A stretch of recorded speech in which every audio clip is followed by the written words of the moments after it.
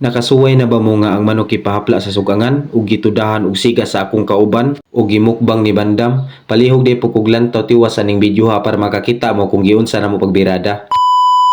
Maayong adlaw mga bade, karon tirada na sad ta kauban ang mga barkada kay nindot magdagan sa atong panahon diring dapita. Maong dili na ta maglangay pa kay si Bandam minglakang og kaduha, hintan-aw sa kamera og nagpatsoy-tsoy siya kay manglakaw malagi na sila padong. Pinahinahinay po kog dakop sa manok kay nagtuo ko og dili idlas man di ay. So naglibog na day ko aning dapita kay daghan na makayog manok. Suming tudlo naman si kagawad Mauro nga kadto day kun nidakpon tong dako-dako ayaw ko nang nanggamay kay magmahay ka. Ug diring dapita ba di kay alig-aligon mo kita nahurot na lang ang tuwa sa manok wala pagyapon ko kadakop.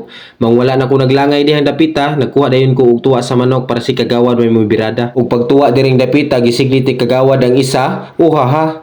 Ug gihatag dayon sa ako maong ipatan-aw sa natos kamera kung dako-dako ba. Medyo dako-dako man. Ug diri na may maglangay diring dapita ba di ahon ang gimulbulan ang manok diri. Samtang si Bandam naghaling didto. Maong paghuman ako hinlo sa manok maong gipahapla dayon sa sugangan ug gisugnuran og daghan maong perting puwaha ang kaunuran ug dili ni may magdugay diring dapita kay medyo gutom naman maong transition dayon maong giplastar og gitilawan perti may nung katawa ni Bandam kay basin ko nung manambok mi kadugayang binukbang mo nang hingkit-kit na ko diha og bukog perting lamia kay lagi kay dili man magpalupi si Bandam mingkuha si Bandam og unod kay mukit-kit ko na pud siya natingala lang ko kay katawa lahi man din yang hunahuna di ay.